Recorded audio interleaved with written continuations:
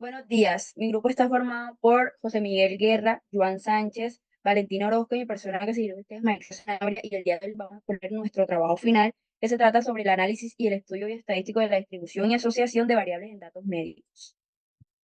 Como introducción a este trabajo final, tenemos que vamos a explorar cómo las diversas variables y cómo la edad, el sexo, el índice de la masa corporal, que es el IMC, y la frecuencia de ejercicio semanal, pues bien, el consumo de tabaco y la presencia de la hipertensión nos ayudan a entender mejor la salud en la población. Este tipo de análisis es crucial en la medicina, ya que también nos permite identificar patrones que pueden influir en la salud pública y en la prevención de enfermedades. Bueno, ahora les vamos a explicar la primera tabla que trata sobre la edad numérica continua. Esta tabla presenta estadísticas descriptivas relacionadas con una edad de muestra de 100 personas y a continuación se las vamos a describir.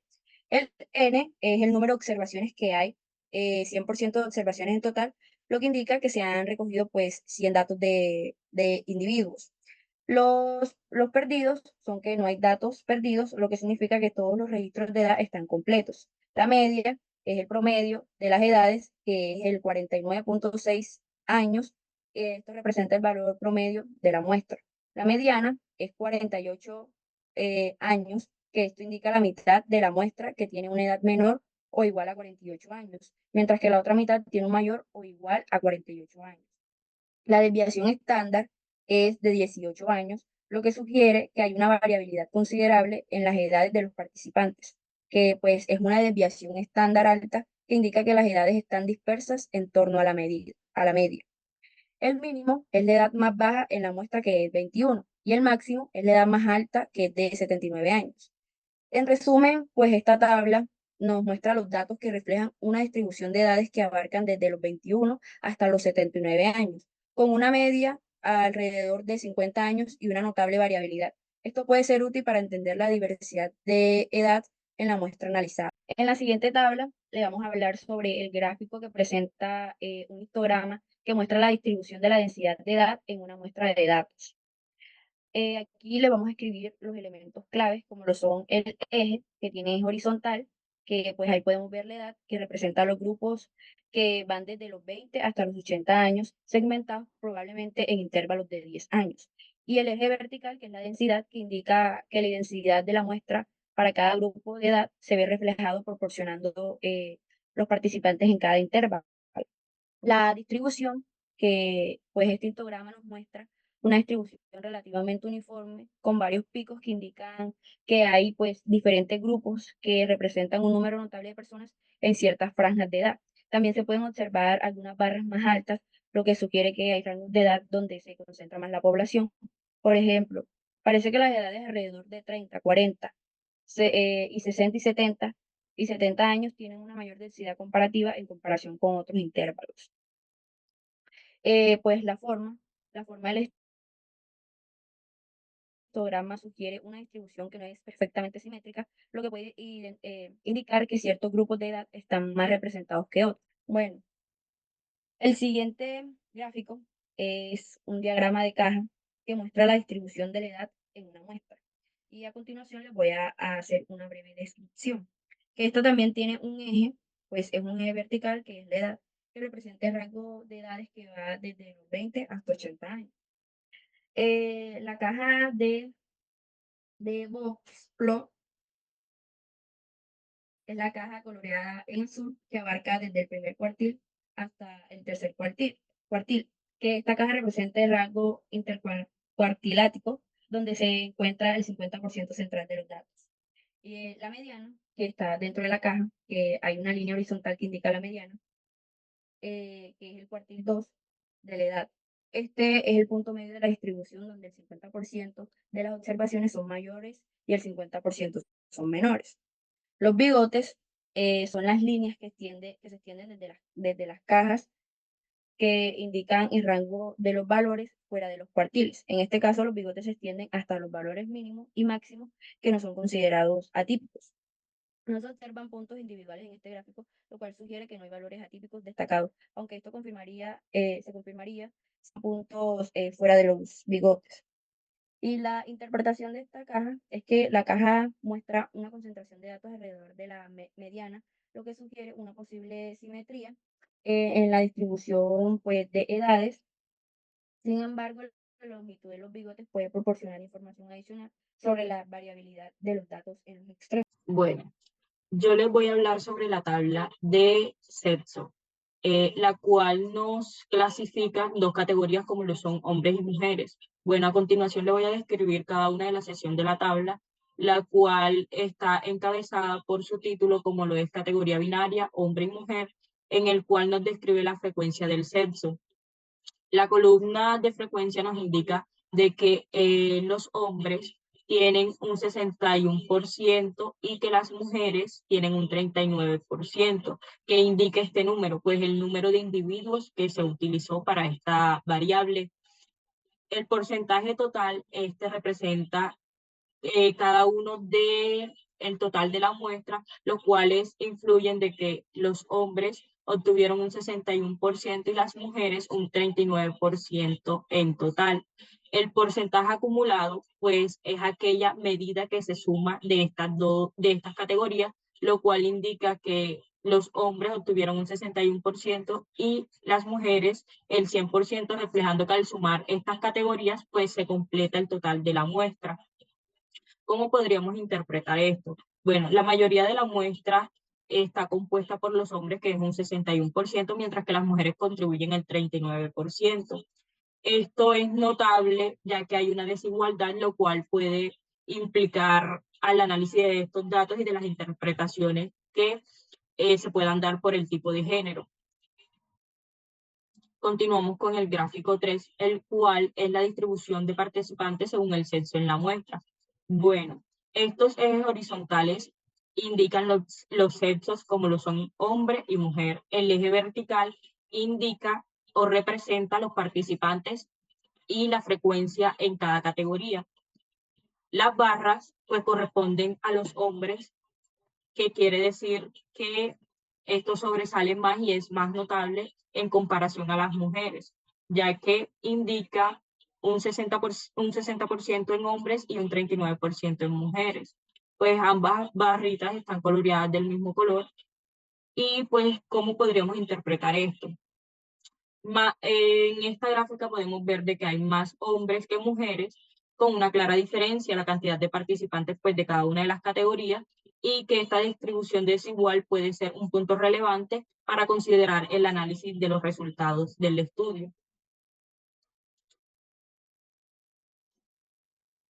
Tercera tabla, índice de masa corporal.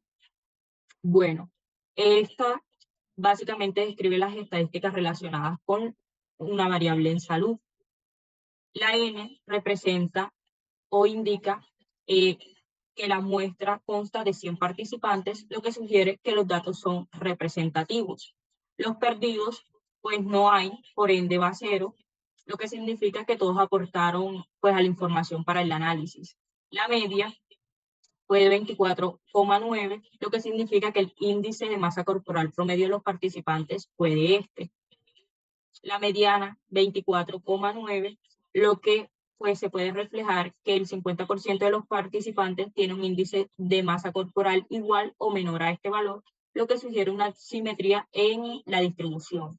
Desviación estándar, bueno, esta nos dio como resultado 4,68, que nos indica cuáles son esas variables de los índices de masa corporales en la muestra con una desviación elevada, lo cual significa los valores individuales. Bueno, el mínimo fue de 15,0, lo cual representa el índice de masa corporal más bajo registrado en esta muestra, que esto puede indicar un posible caso de desnutrición o de bajo peso severo. Máximo, que nos indica un 35,8, que representa el índice de masa corporal más alto. Esto nos puede indicar que algunos de los participantes se encuentran en categoría de obesidad o sobrepeso. Bueno, el gráfico número 5 tenemos lo que viene siendo la distribución del índice de masa corporal en la muestra de participantes. Este gráfico lo que se presenta es un histograma que muestra la distribución de la densidad del índice de masa corporal, pues como he dicho, una muestra de datos. El eje horizontal, pues el índice representa el índice de masa corporal y pues que van desde los 15 hasta el 35, probablemente distribuidos en intervalos de 2 o 3 unidades. El eje vertical, pues presenta lo que viene siendo la densidad, indica la densidad de la muestra para cada rango de índice de masa corporal. Lo que esto hace es que refleja la proporción de los participantes con un índice de masa corporal, pues en esos intervalos que se dan ahí. Como distribución, tenemos que la distribución del índice de masa corporal, pues parece ser el bimodal, con pico alrededor de 22 a 23 y de 26 a 27. Esto pues sugiere que hay dos grupos diferenciados, pues uno con un índice de masa corporal más bajo y el otro con un índice de masa corporal pues más alto. Y existen barras que representan frecuencias más bajas en nuestro rango, menos de 20 y más de 30, lo que indica que esos valores son menos comunes, pues son los menos comunes de la muestra.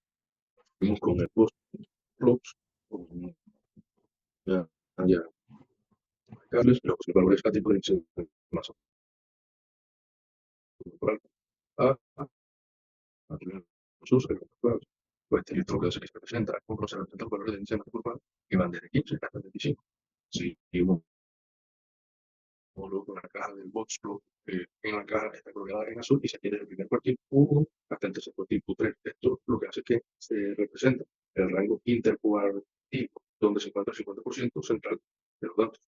Y la línea horizontal dentro de la caja, pues indica la mediana, que es el valor medio del índice de masa corporal de la muestra. A esto, pues le sigue el bigote, pues que son las líneas que se tienen desde la caja, y los bigotes indican el rango de los datos fuera de los cuartiles. Estos bigotes se tienen hasta el valor mínimo, y el máximo, siempre y cuando sean considerados valores atípicos, si hay un punto más allá de los bigotes, se consideran unos valores atípicos y se representan con unos puntos individuales en el gráfico. Pues, y la interpretación de esto, parte de todo sería pues la caja, por lo que hace que refleja una dispersión moderada de los datos del índice de masa, y la posición de la mediana dentro de la caja, lo que indica una posible simetría o asimetría de la distribución de estos valores atípicos. Pues si los valores atípicos, en el caso si los hubiera, se pueden señalar individuos con índice de masa corporal significativamente diferente con respecto al resto de la muestra. Pues, y a base de esto, lo que podría ser relevante pues, para análisis posteriores.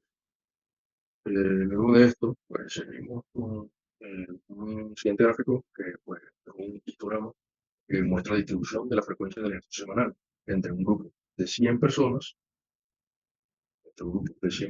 pues en el eje horizontal, en el lado X, pues lo que se representa es la frecuencia del ejercicio semanal que varía de 0 a 7 sesiones. Eso pues van de los días de la semana del domingo. Y el eje vertical, lo que hace ayer, pues muestra el conteo de participantes que ejercen cada uno de esos participantes. Con una distribución, pues la barra correspondiente a 0 sesiones tiene un número, tenemos que tener un número significativo de participantes. Y esto es lo que indica que hay personas que no realizan ejercicio. Y en la barra del loop, al 3 sesiones muestra un conteo menos, sugiriendo que menos personas ejercitan en tan pocos pues, días de la semana. Y la barra de 4 y 7 sesiones, pues tenemos que estas son pues, un porcentaje más alto, especialmente para los 4 y 5 sesiones, lo que indica que una buena parte de la población se ejercita regularmente. Y la barra, mm, y la barra que va pues, de 6 a 7 sesiones, pues son un poco más moderadas, indicando que aunque hay quienes ejercitan todos los días, pues no son la mayoría. Y la mayoría de los participantes pues parecen optar por un rango parece optar la mayoría de los participantes por un rango de 4 a 5 sesiones semanalmente, lo que sugiere que una tendencia hacia una frecuencia de ejercicio mayor, pues la menor cantidad de participantes que no se ejercitan en absoluto. Esto lo que es que sugiere que aunque algunas personas no se ejerciten, pues tenemos que la mayoría sí buscan una manera de mantenerse activos. Y pues en la siguiente tabla pues se presenta la muestra de los resultados sobre el consumo de tabaco en una muestra de 100 participantes categorizados en grupos, pues quienes consumen tabaco y quienes no. En los datos del consumo de tabaco tenemos los que no consumen, que son 57 participantes, del 57, 0,0% total de los consumidores, y el 43 de los participantes, o sea, el 43% pues, en el total, pues se consume. En porcentaje, pues tenemos que el 57% de los participantes pues indicó que estos no consumen pues, tabaco, lo que refleja una mayoría significativa, y el 43%, el 43% de estos pues sí consume tabaco, y el menor que viene siendo que la mayoría se abstienen de este hábito. En el porcentaje acumulado pues para los que no consumen tabaco es del 57%, y para los que consumen tabaco, pues el porcentaje acumulado llega al 100%, lo que indica que todos los participantes pues, han sido contabilizados. Y en la interpretación, pues esto indica que en esta muestra la mayoría de los participantes lo consumen. Pues tenemos que esta información pues, es relevante para estudios sobre hábitos de la salud, pues sugiriendo una tendencia positiva hacia la abstinencia del tabaco. En este grupo, pues estos datos pues, pueden utilizarse para plantear ya sea campañas de prevención y concientización sobre los riesgos del consumo, sobre los riesgos que trae el consumo de tabaco. Bueno, yo les voy a estar hablando sobre la distribución del consumo de tabaco. Pues como podemos observar, este gráfico nos presenta un diagrama de barra que ilustra pues el consumo de tabaco entre los participantes de este estudio. Tenemos los elementos gráficos, los cuales son los ejes X y Y, lo cual el eje X nos muestra las dos categorías que en este caso viene siendo el no y el sí, y el eje Y nos representa pues el conteo de los participantes en cada una de sus categorías. Pues la barra no es más alta y representa a los participantes que no consumen tabaco, y esto sugiere que la mayoría de encuestados pues no fuman y se abstienen a hacer esta práctica, mientras que la barra sí es más baja, lo cual indica que es más baja la práctica de este consumo en esos participantes. ¿Cómo podemos interpretar este gráfico? Bueno, este gráfico, pues visualmente está más que claro que el personal al cual se le hizo la encuesta no consume o no fuma, mientras que el lado de la barra sí es más baja, lo cual pues puede significar la proporción del consumo de tabaco en estos pacientes. Esa es hipertensión. Bueno, presencia de hipertensión, variable dependiente, categoría binaria, sí, no. Aquí muestra una tabla con los resultados de la frecuencia de personas con y sin hipertensión. Entonces, en la columna hipertensión indica si una persona tiene o no hipertensión. Hay dos categorías, no y sin hipertensión. Entonces, en la columna frecuencia, esta columna muestra el número de personas en cada categoría. En este caso, hay 62 personas sin hipertensión y 38 personas con hipertensión. En la columna porcentaje, representa cada grupo en relación total de la muestra. Por ejemplo, el 62% de la muestra de las personas no tiene hipertensión y el 38% sí la tienen. Entonces, en el porcentaje acumulado representa la manera en cómo se va sumando los porcentajes de los grupos a medida que avanza en la tabla. Para el grupo no, el porcentaje acumulado es del 62% y al agregar el grupo sí, el total llega al 100%. Gráfico 8. El gráfico 8 es la distribución de la presencia de hipertensión en la muestra de participantes. Entonces, en el eje horizontal de hipertensión muestra dos categorías. No personas que no tienen hipertensión y sí personas que sí tienen hipertensión. El eje vertical representa la cantidad de personas en cada categoría. Entonces, la barra correspondiente a no es más alta y representa alrededor de 62 personas, lo que significa que hay más personas sin hipertensión en el grupo. La barra sí es más baja y representa aproximadamente 38 personas, lo que indica que hay más personas con hipertensión en el grupo. Ambas barras coloreadas en azul claro. Entonces, análisis.